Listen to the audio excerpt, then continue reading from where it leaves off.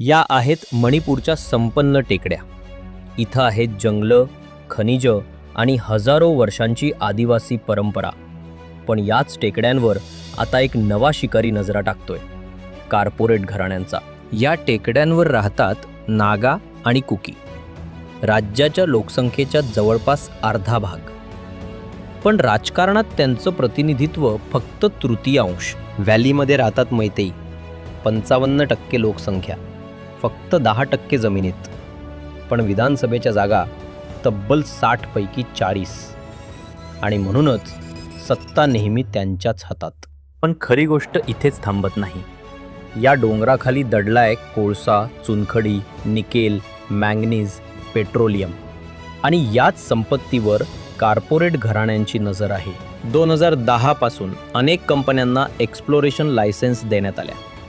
लोकांच्या जमिनी, जंगलं डिनोटिफाय करण्याचा खेळ सुरू झाला.